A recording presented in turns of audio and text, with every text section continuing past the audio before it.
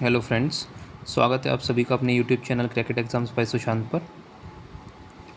इस वीडियो में हम नंबर सिस्टम को ही आगे बढ़ाएंगे और यूनिट डिजिट का कॉन्सेप्ट देखेंगे और साइक्लिसिटी का कॉन्सेप्ट देखेंगे कि कैसे हम यूनिट डिजिट और साइक्लिसिटी का कॉन्सेप्ट यूज़ करके अपने आंसर को जल्दी निकाल सकते हैं और बड़ी से बड़ी जो पावर आ जाएगी, जैसे मान लीजिए 2 की पावर 400 है, 2 की पावर 500 है, तो उसकी यूनिट डिजिट कैसे निकालनी है हमें, ये हमें पता होना चाहिए।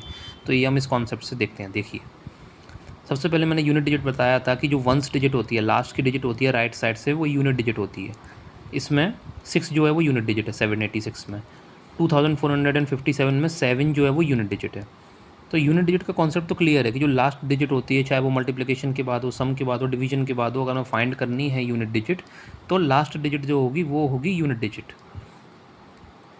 अब अगर हमें साइक्लिसिटी का कॉन्सेप्ट फाइंड करना है, तो देखिए साइक्लिसिटी का कॉन्सेप्ट कैसे यूज़ होता है और इसका कितना यूज़ है ये आपको पता चलना बहुत ज़रूरी है।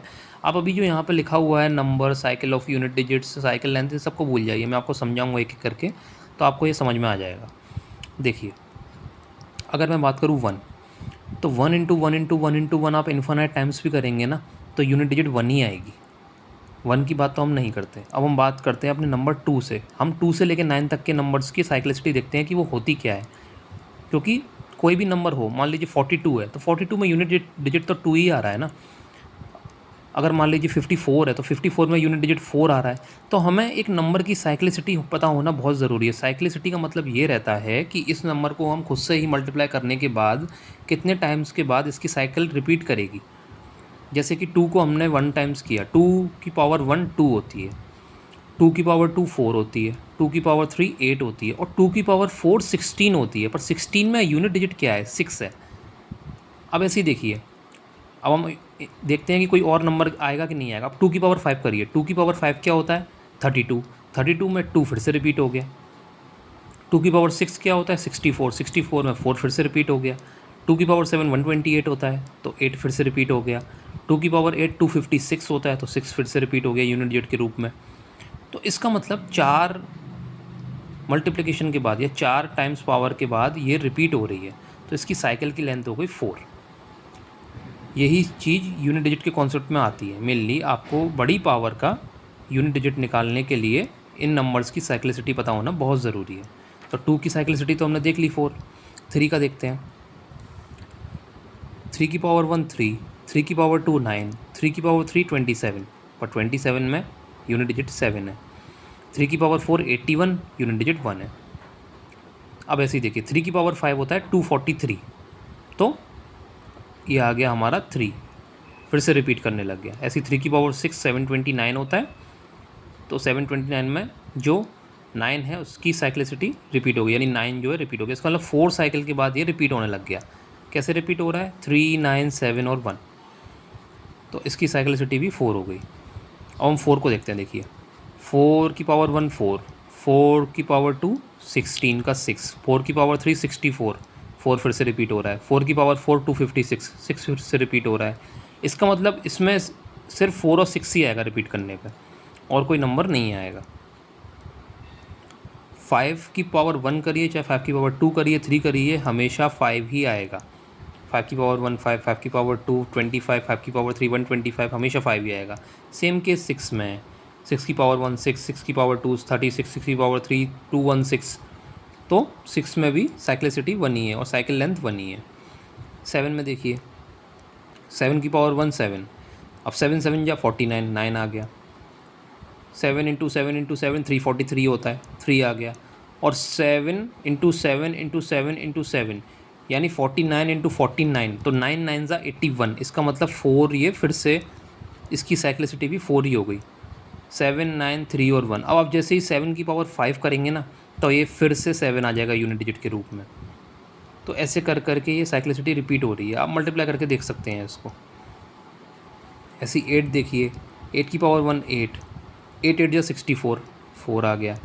8 × 8 × 8, उसकी यूनिट डिजिट आप फाइंड करेंगे ना, तो 512 आएगा, 2 आ जाएगी। ऐसी 8 की पावर 4 का जो यूनिट डिजिट आएगा वो 6 आएगा, और 4 साइकिल के बाद ये फिर से रिपीट करने लग जाएगा। 8 की पावर 5 आप जैसी करेंगे ना, तो यूनिट डिजिट के रूप में आपको 8 मिलने लगेगा।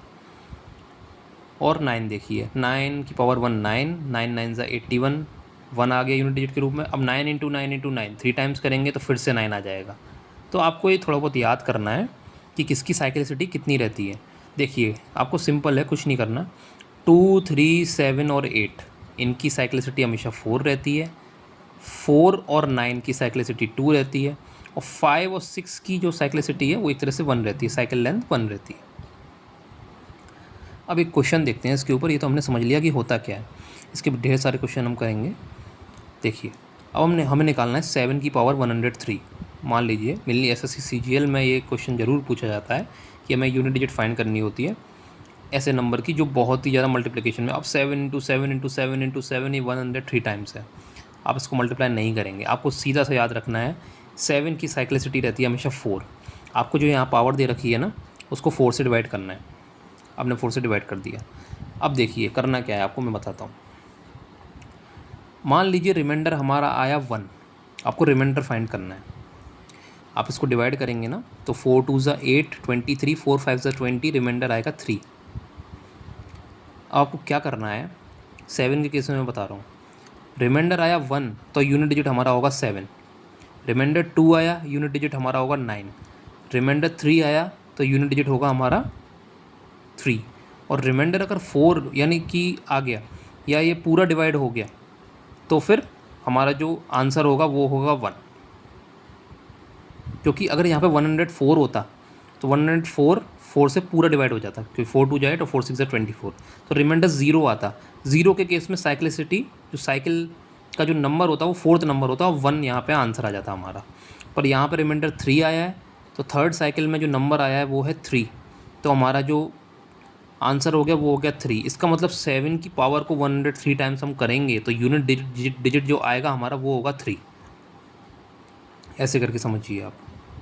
इसका मतलब कि ये रिमाइंडर 1 2 3 और उसके बाद डायरेक्ट रिमाइंडर 0, यही केस बनेंगे। क्योंकि 4 की साइक्लिसिटी 4 होती है। जैसे कि आप 1 2 3 4 करते हैं, 1 का 4 में डिवाइड देंगे रिमाइंडर 1 आता है, 2 का 4 में डिवाइड देंगे रिमाइंडर 2 आता है, 3 का 4 में डिवाइड देंगे तो रिमाइंडर 3 आता है, लेकिन 4 का 4 में डिवाइड देंगे तो रिमाइंडर 0 आ जाता है। तो रिमाइंडर 0 के केस में आपको ये 1 ले लेना है। 7 की साइक्लिसिटी की बात कर रहा हूँ मैं।